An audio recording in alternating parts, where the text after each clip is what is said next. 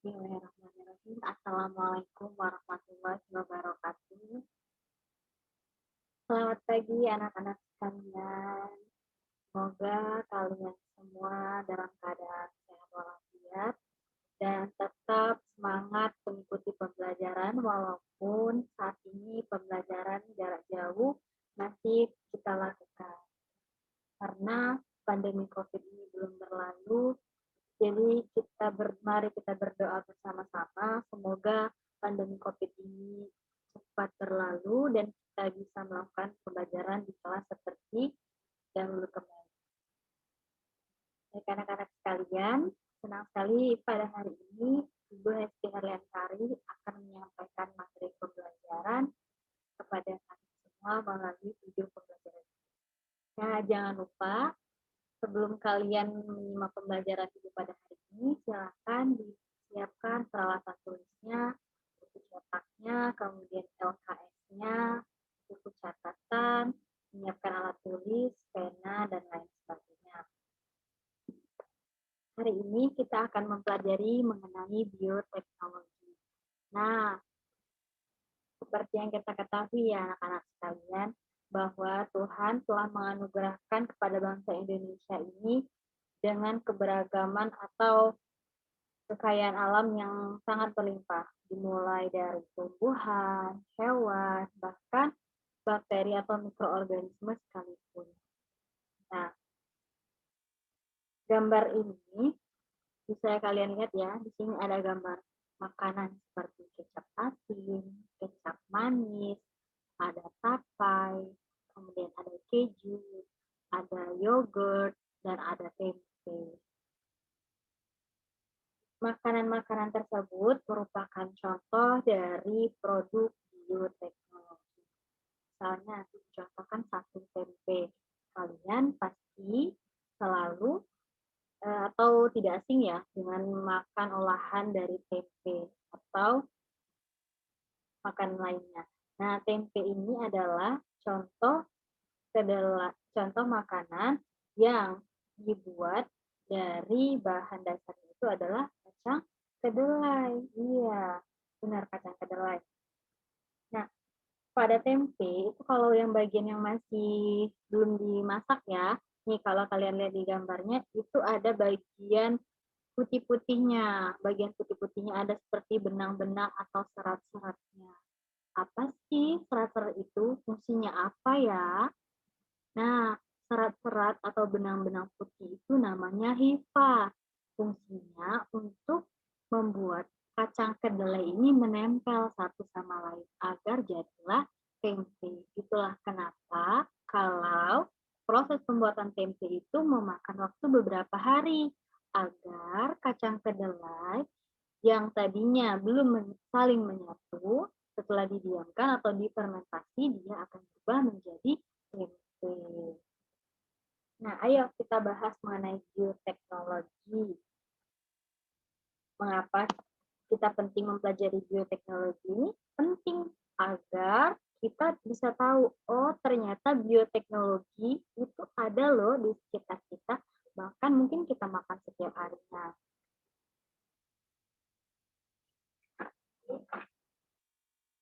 Pertama, kita bahas mengenai bioteknologi dan perkembangannya. Nah, bioteknologi ini berasal dari kata bio dan teknologi. Bio dan teknologi ya, Bu ulangi. Bio itu artinya adalah makhluk hidup, sedangkan teknologi adalah suatu cara atau alat yang digunakan untuk membantu manusia atau membantu pekerjaan manusia menjadi mudah atau menghasilkan suatu produk. Jadi, bioteknologi itu apa? Bioteknologi adalah pemanfaatan makhluk hidup untuk menghasilkan suatu produk yang bermanfaat.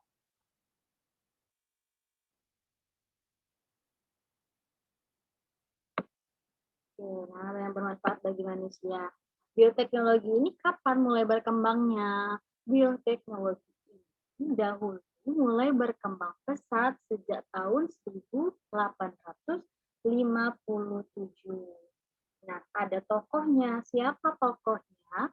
Tokoh yang berperan dalam perkembangan bioteknologi ini bernama Louis Pasteur. Nah, si Bapak Louis Pasteur ini menemukan hasil fermentasi dengan bantuan mikroorganisme.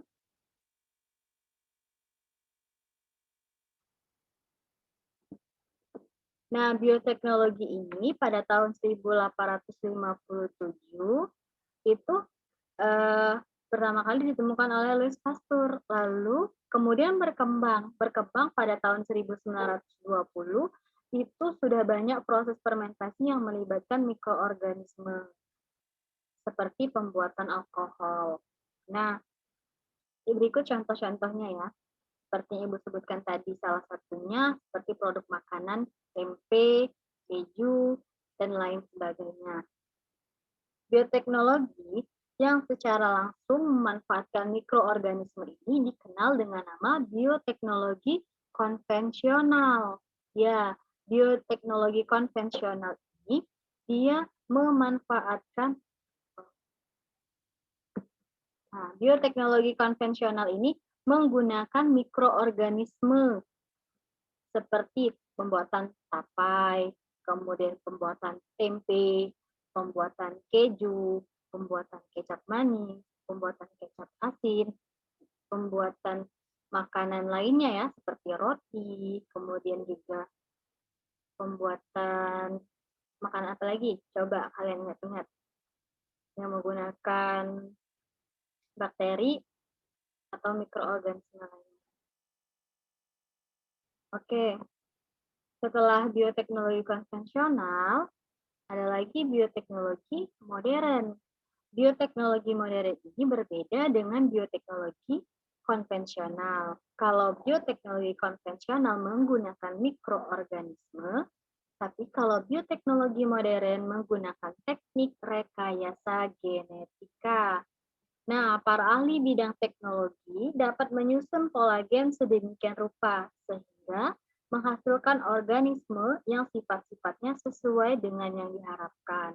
Misalnya, contohnya di sini ada yang gambarnya ya, Ibu tampilkan sapi biasa, kalau yang sebelah kiri ini, kemudian yang sebelah kanan adalah sapi transgenik.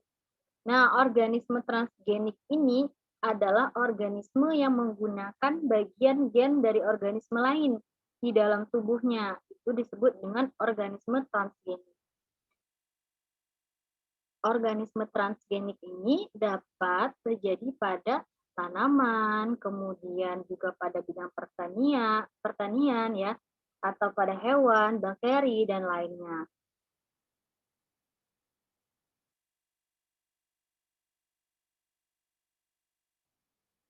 Nah, contoh bioteknologi. Sekarang, bioteknologi itu perannya sangat beragam dalam berbagai kehidupan.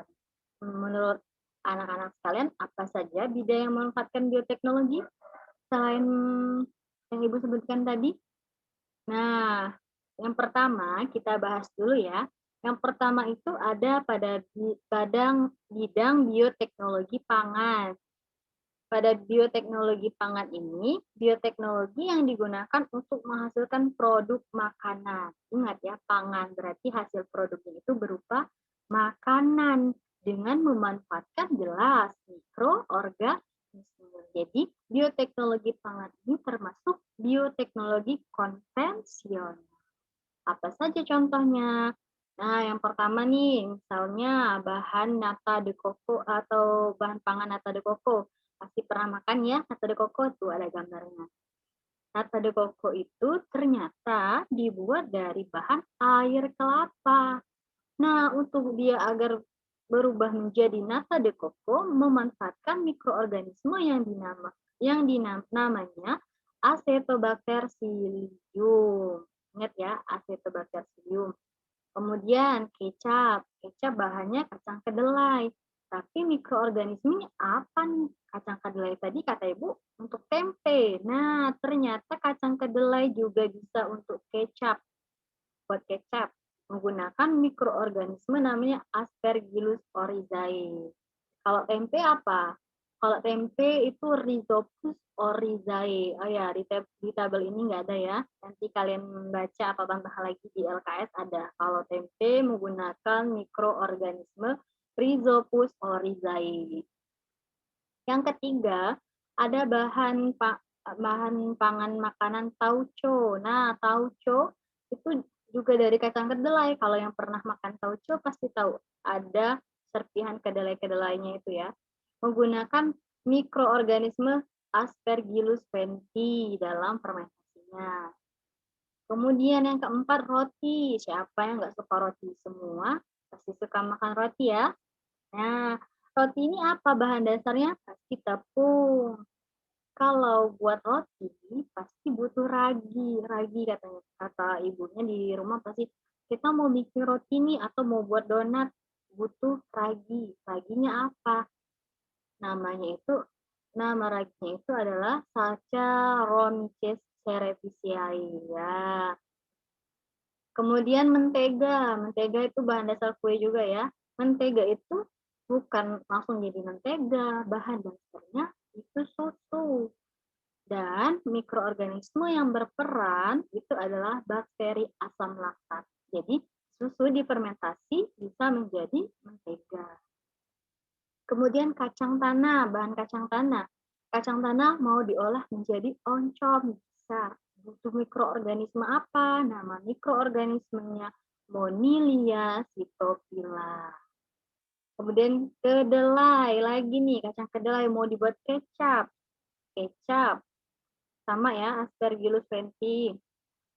Oh, tadi juga ada nih di atasnya. Kalau kecap juga bisa menggunakan Aspergillus oryzae, bisa juga Aspergillus venti ya. Kemudian susu, bahan susu mau diolah jadi yogurt bisa. Butuh mikroorganisme apa? Namanya Lactobacillus bulgaricus ya.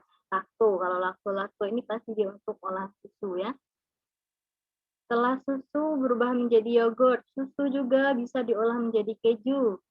Dia menggunakan mikroorganismenya Lactobacillus casei. Nah, sama-sama Lactobacillus, ujungnya beda ya. Kalau Bulgaricus untuk yogurt, kalau casei untuk keju. Nah, contoh yang terakhir ini ada tapai. Tapai dibuat dari umbi ketela pohon atau beras ketan ya. Ada bisa tape ketan juga bisa. Kemudian tape ketela pohon atau tape singkong juga bisa. Bisa diolah dengan bantuan mikroorganisme yang sama, yaitu Saccharomyces cerevisiae. Nah, sama ya untuk mikroorganismenya. Hanya saja bahan dasarnya berbeda. Boleh dari ketela pohon atau singkong, atau boleh membuat tapai dari beras ketan. Oke, paham ya? Kita lanjut. Nah, oke. Bioteknologi selanjutnya itu adalah bioteknologi pertanian. Kalau tadi bioteknologi pangan, sekarang bioteknologi dalam pertanian. Oh, ternyata bioteknologi itu bukan hanya ada bahan panganan yang simpel-simpel tadi yang Ibu sebutkan. Ternyata di pertanian pun itu bisa menggunakan prinsip atau bioteknologi. Nah, contohnya apa? Kalau tadi di bioteknologi pangan itu bioteknologinya konvensional. Nah, kan tadi ada dua. Ada bioteknologi konvensional dan ada bioteknologi modern. Kalau di bioteknologi pertanian, ini dia menerapkan bioteknologi modern ya. Bioteknologi pertanian menerapkan bioteknologi modern. Dengan prinsip apa? Dengan prinsip rekayasa genetika. Dengan melakukan manipulasi susunan gen suatu organisme sehingga dapat dihasilkan organisme yang memiliki sifat baru. Nah, contohnya, yang pertama, bioteknologi pertanian itu ada yang namanya hibridisasi. Apa sih hibridisasi? Hibridisasi itu adalah persilangan antara varietas dalam spesies yang sama yang memiliki sifat unggul. Contohnya ada jagung, bisa ya, kemudian kelapa, padi, tebu, dan anggrek. Nah, misalnya apa sih? Misalnya ada tanaman jagung, gitu ya, jagung transgenik nih. Ada jagung tahan hama, kemudian jagung biasa. Bagaimana caranya? Nah, untuk menghasilkan jagung tahan hama ini bisa dilakukan dengan cara hibridisasi. Nah, yang kedua itu adalah bioteknologi pertanian dalam bentuk kultur jaringan. Kultur jaringan ini apa?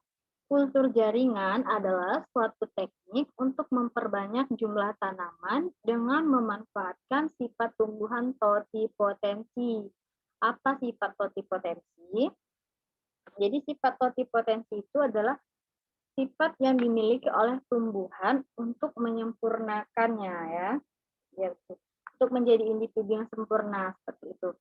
Hasil yang diperoleh adalah tanaman yang banyak sifat yang sama dengan induknya. Jadi kultur jaringan ini singkatnya nih, memperbanyak tumbuhan dengan hasil yang sama dengan induknya dengan cara yang cepat. Kultur jaringan ini bisa dilakukan contohnya pada pisang, kemudian tebu, kemudian mangga, dan juga anggrek.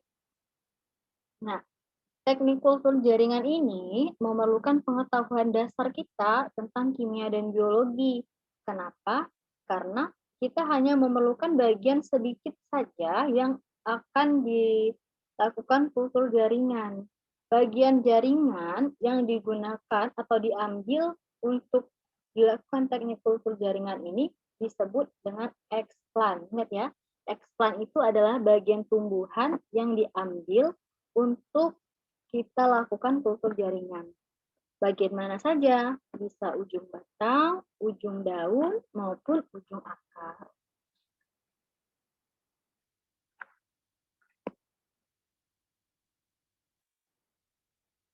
Nah, ini adalah contoh dari teknik rekayasa genetika ya, masih dengan bioteknologi pertanian, rekayasa genetika pada tanaman. Nah, bioteknologi dengan rekayasa genetika ini yaitu melakukan atau menerapkan manipulasi susunan gen suatu organisme sehingga dapat dihasilkan organisme yang memiliki sifat yang baru. Nah, misalnya ini contohnya itu adalah rekayasa genetika dengan bantuan bakteri Agrobacterium tumefaciens. Nah, untuk menghasilkan beras ya, beras golden rice beras atau bisa juga dilakukan dengan tanaman lainnya. Nah, teknik rekayasa genetika pada tanaman ini memiliki beberapa tahapan. Tahapan yang pertama, gitu ya, yang pertama DNA yang mengandung gen yang ingin disisipkan. Jadi, yang pertama kita siapkan dulu potongan DNA yang mengandung gen tertentu.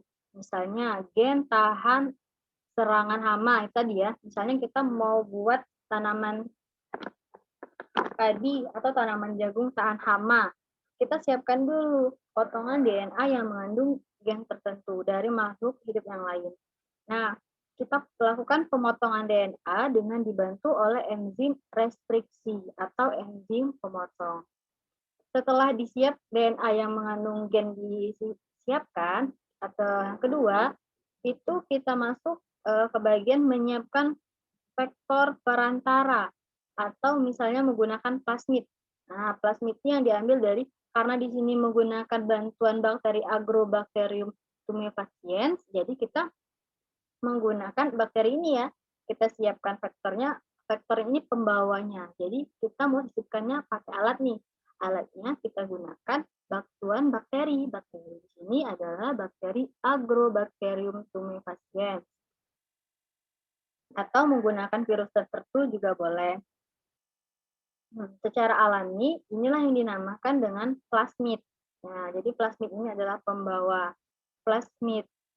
Yang ketiga, setelah DNA yang tahap pertama menyiapkan DNA, kemudian bagian yang kedua menyiapkan vektor perantara, langkah ketiga, plasmid dan DNA yang mengandung gen yang ingin disisipkan digabung. Nah, penggabungan menggunakan enzim ligase. Sehingga dihasilkan nanti hasilnya ini adalah plasmid T. Hasil rekombinasi ini adalah plasmid yang mengandung gen tahan serangan hama. Kalau digabung ya. Kita masuk ke proses yang keempat. Di proses yang keempat ini, kita memasukkan plasmid T hasil dari gabungan tadi yang udah mengandung gen tahan serangan hama kepada sel tanaman. Misalnya tanaman apa? Tanaman jagung. Kita masukkan ke dalam tanaman jagung. Nah, setelah kita sisipkan, maka yang kelima, tanaman itu akan mendapatkan DNA yang mengandung gen tahan serangan hama. Jadi, tanaman tersebut akan tumbuh menjadi tanaman yang memiliki sifat tahan hama terhadap serangan hama. Selain itu, bisa juga ya kita lakukan teknik rekayasa gen, misalnya pada kacang tanah, kemudian kacang kedelai, misalnya biar nggak alergi makan kacang nih, bisa disisipkan gen yang mengandung anti alergi, seperti tahan alergi. Kemudian tanaman transgenik lainnya bisa juga misalnya kita mengembangkan beras golden rice. Ya, beras golden rice ini berbeda dengan beras normal. Jadi beras normal kita sisipkan gen yang bisa mengandung vitamin A yang banyak sehingga hasilnya itu adalah beras golden rice. Nah, golden rice itu dikembangkan dengan cara mengambil gen pengkode pembentukan provitamin A tadi. Jadi provitamin A yang banyak gennya disisipkan ke beras normal. Nanti hasilnya beras dengan golden rice yang mengandung vitamin A yang banyak. Seperti itu. Nah, yang selanjutnya, yang ketiga, kalau tadi bioteknologi pertanian, ternyata bioteknologi juga berperan dalam bioteknologi peternakan. Peternakan ya, kalau pertanian larinya ke tumbuh-tumbuhan. Kalau peternakan pasti larinya ke hewan. Apa contohnya? Yang pertama, bioteknologi peternakan itu dilakukan untuk peningkatan produksi susu pada hewan ternak ya, penghasil susu, misalnya sapi.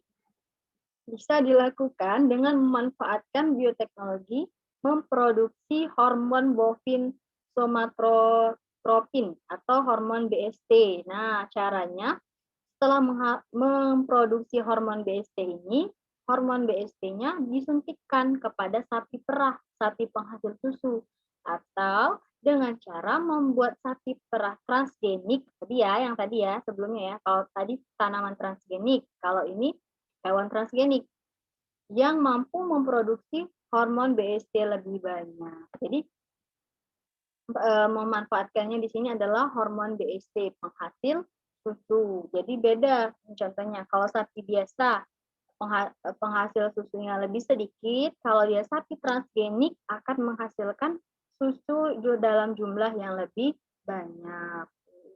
Seperti itu. Nah, selain untuk peningkatan produksi susu pada bioteknologi peternakan, itu bisa juga dikembangkan hewan, atau misalnya di sini kita ambil contoh sapi ya, misalnya sapi yang tahan terhadap penyakit mastitis. Apa sih mastitis? Yaitu penyakit pembengkakan pada kelenjar susu yang disebabkan oleh infeksi bakteri Staphylococcus aureus. Nah, caranya memasukkan gen pengkode enzim lysostapin yang diambil dari bakteri Staphylococcus simulans. Nah, seperti itu contohnya ya. Jadi bioteknologi peternakan ini dia ke hewan-hewan transgenik. Nah, jadi misalnya sapi biasa dengan sapi transgenik, atau misalnya bioteknologi dengan teknik cloning. Nanti dicari lagi ya setelah ini apa teknik cloning. Nah, untuk kalian semua, kalau tadi Ibu contohkan bioteknologi peternakan untuk hormon BST pada sapi, sekarang coba kalian cari tentang cloning. Ya, cloning. Oke.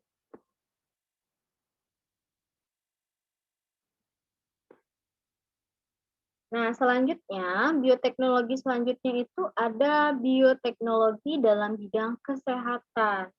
Ternyata bioteknologi ini juga banyak diaplikasikan dalam bidang kesehatan atau bidang medis. Misalnya dalam pembuatan antibiotik. Yang pertama ya, apa antibiotik? Ada yang pernah dengar? Ada yang kalau sakit kata dokternya jangan lupa minum antibiotik. Nah, sebenarnya antibiotik itu apa? Obat apa? Nah, antibiotik itu salah satu dari produk bioteknologi dalam bidang kesehatan. Perkembangan perkembangan bioteknologi dalam bidang kesehatan itu dimulai dengan penemuan antibiotik penisilin oleh Alexander Fleming tahun 1928. Antibiotik merupakan senyawa yang dapat menghambat pertumbuhan mikroorganisme lain, khususnya bakteri. Contohnya nih di sini ada contoh yang pertama ada Penicillium notatum ya nama mikroorganismenya, dan yang gambar yang kedua ini adalah koloni Penicillium notatum yang menghambat pertumbuhan koloni bakteri. Nah, seiring dengan perkembangan ilmu pengetahuan, saat ini ilmuwan telah berhasil menemukan berbagai jenis antibiotik yang diperoleh dari berbagai jenis mikroorganisme. Misalnya ini contohnya di tabel, ada mikroorganisme Penicillium notatum ya dan Penicillium schizogenum. Nah, antibiotik yang dihasilkan yaitu berupa penisilin. Kemudian yang kedua, ada mikroorganisme Streptomyces griseus. Antibiotik yang dihasilkan streptomycin. Kemudian yang ketiga, mikroorganisme Streptomyces radiae. Antibiotik yang dihasilkan neomycin. Kemudian yang keempat, mikroorganisme Streptomyces aureofaciens. Antibiotik yang dihasilkan berupa tetrasilin. Dan yang terakhir di sini contohnya mikroorganisme Bacillus riciniformis. Nah, antibiotik yang dihasilkan yaitu bacitracin. Itu yang pertama. Jadi bidang kesehatan contoh yang pertama dalam bentuk antibiotik. Lanjut yang kedua itu adalah hormon insulin. Nah, menghasilkan hormon insulin fungsinya apa? Hormon insulin ini untuk mengobati sakit diabetes mellitus atau kencing manis. Misalnya, pasti kalian semua sering mendengar sakit apa? Sakit kencing manis. Pernah kan pernah nggak mendengar orang sakit kencing manis atau dibilangnya DM atau dibilangnya diabetes mellitus. Jadi ada dua jenis diabetes mellitus itu. Yang pertama DM tipe 1 dan yang kedua DM tipe 2. Nah, kalau yang tipe 2 itu disebabkan karena kerusakan reseptor hormon insulin dalam hati. Sedangkan untuk DM atau diabetes mellitus tipe 1 itu disebabkan karena seseorang tidak dapat menghasilkan hormon insulin. Nah, karena rusaknya sel-sel pankreas. Akibatnya apa? Akibatnya, seseorang yang menderita diabetes mellitus itu akan memiliki kadar gula dalam darah yang tinggi. Gejala awalnya bisa seperti sering buang air kecil, mudah haus, mudah lapar. Jika tidak segera ditangani, akan mengakibatkan penyakit komplikasi, misalnya jantung, stroke, gagal ginjal, kerusakan mata, dan lainnya. Untuk mengobati penyakit diabetes mellitus tipe 1, maka penderita atau orang yang menderita sakit DM ini perlu mendapatkan tambahan hormon insulin sintetis atau buatan. Nah, melalui bioteknologi inilah hormon insulin itu bisa diproduksi. Ya, bisa dihasilkan oleh pankreas manusia. Bagaimana cara hormon insulin sintetis dihasilkan? Nah, perhatikan gambar berikut ya.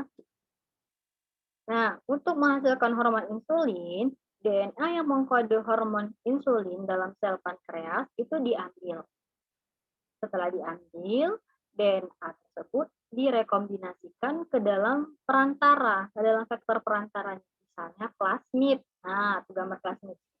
Setelah dimasukkan ke perantara, kita gabung DNA yang sudah diambil dengan faktor pembawa perantaranya berupa plasmid tadi. Setelah digabung, plasmid yang sudah mengandung DNA pengkode hormon insulin dimasukkanlah ke dalam bakteri Escherichia coli. Jadi dengan bantuan bakteri Escherichia coli, penggunaan bakteri Escherichia coli-nya di sinilah ini yang menandakan kalau pembuatan hormon insulin sintetis ini menggunakan bioteknologi. Nah, sehingga bakteri Escherichia coli tadi sudah mengandung DNA pengkode hormon insulin. Dengan memiliki DNA tersebut, bakteri akan mampu menghasilkan hormon insulin. Nah, selanjutnya hormon insulin yang dihasilkan dari bakteri Escherichia coli ini dimurnikan dan dikemas, kemudian akan diberikan atau disuntikan kepada pasien yang menderita sakit diabetes mellitus. Kira-kira seperti itu ya. Lanjut, kemudian ada yang ketiga itu adalah vaksin. Nah, pernahkah anak-anak sekalian mendapatkan imunisasi waktu kecil? Kalau masih bayi mungkin sudah lupa ya, atau mungkin ketika SD disuntik, misalnya di lengannya di sini, atau vaksinnya dikasih tetesan lewat mulut. Nah, vaksin atau vaksinasi itu adalah langkah yang sangat efektif untuk melindungi tubuh kita dari patogen atau dari virus dan yang dapat menyebabkan penyakit, misalnya penyakit hepatitis, penyakit polio, penyakit tetanus, penyakit campak, atau yang sekarang ini penyakit virus corona ya, yang vaksinnya sedang mulai digulirkan oleh pemerintah. Nah, jadi vaksinasi itu proses peningkatan sistem kekebalan tubuh kita dengan memasukkan vaksin ke dalam tubuh seseorang, sehingga seseorang yang sudah divaksin ini akan memiliki kekebalan terhadap penyakit tertentu yang disebabkan oleh virus ataupun bakteri.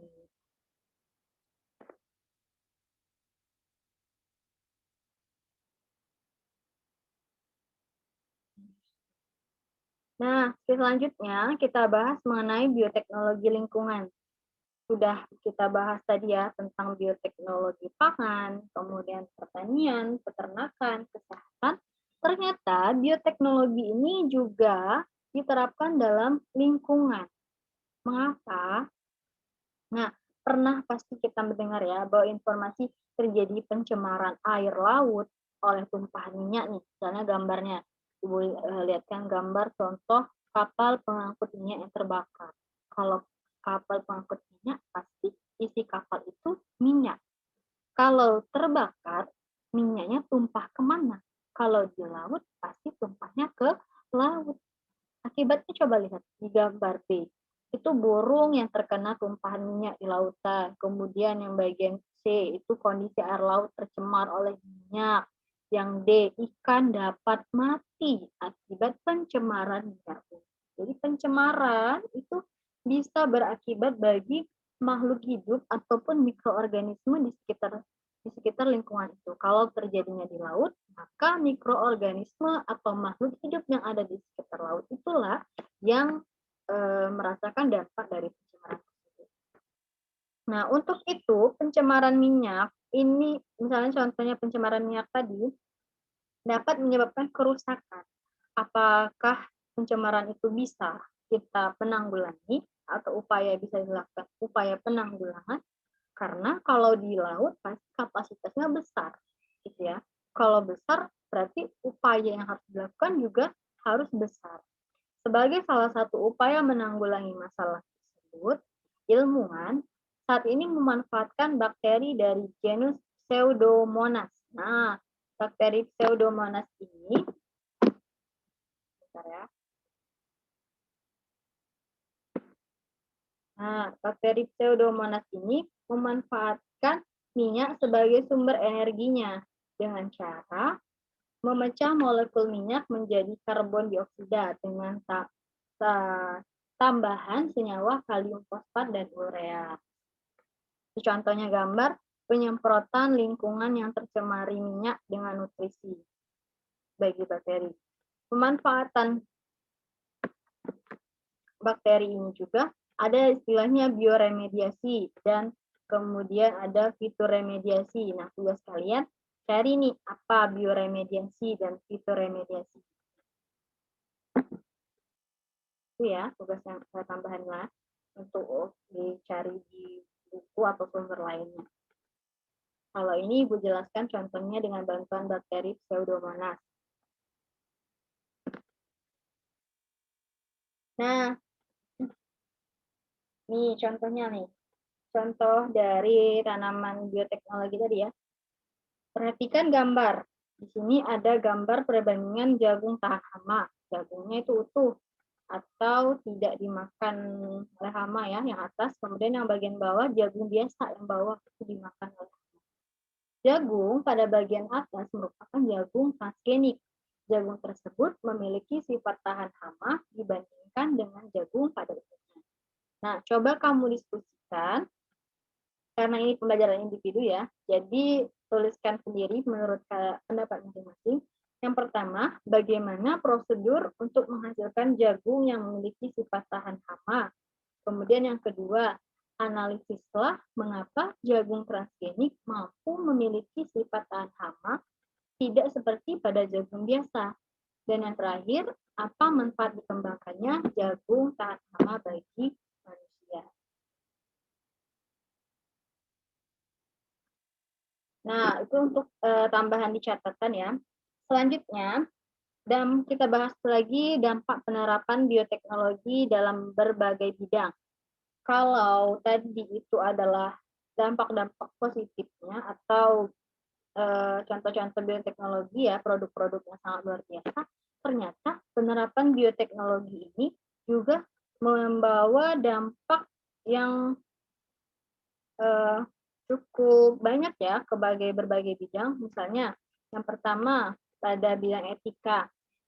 Penerapan bioteknologi ini dianggap melanggar hukum alam, sulit diterima masyarakatnya. Masyarakat, maksudnya di sini, kalau misalnya menyisipkan gen makhluk hidup lain yang tidak berkerabat dengan gen makhluk hidup itu, akan dianggap masyarakat itu melanggar hukum alam. Loh, kenapa harusnya tanaman jagung seperti itu saja, tidak usah diganggu-ganggu, kenapa harus disebutkan jagung tahan hama, kemudian kenapa susu harus dimasukkan gen atau penghasil hormon BST penghasil susu yang banyak, seperti itu yang dianggap melanggar hukum alam ketentuannya. Kemudian yang kedua, berdampak bagi lingkungan. Tanaman dan hewan transgenik, misalnya, dapat mengakibatkan yang namanya pencemaran keanekaragaman gen yang ada di lingkungan alam atau merusak plasma nutfa. Tadi ya, seperti pencemaran lingkungan tadi ya. Kemudian, untuk bagi kesehatan, produk bioteknologi beralkohol, misalnya minuman whisky, anggur, bir, arak, itu kan menghasilkan alkohol. Kalau dikonsumsi, itu tidak baik untuk kesehatan. Itu dampaknya. Kemudian yang terakhir, sosial ekonomi, di mana kalau produk transgenik menimbulkan kerugian pada petani tradisional. Karena petani tradisional ini kalah bersaing dengan bioteknologi modern. Misalnya seperti tadi jagung tahan hama dengan jagung biasa. Kalau dipasarkan di pasar internasional, tentunya masyarakat atau pembeli itu cenderung membeli jagung yang tahan hama, jagung yang masih bagus-bagus nih. Dan jagung yang biasa tadi itu akan kalah bersaing atau tidak dapat kalah saing di pasaran atau tidak dapat bersaing dengan bioteknologi modern.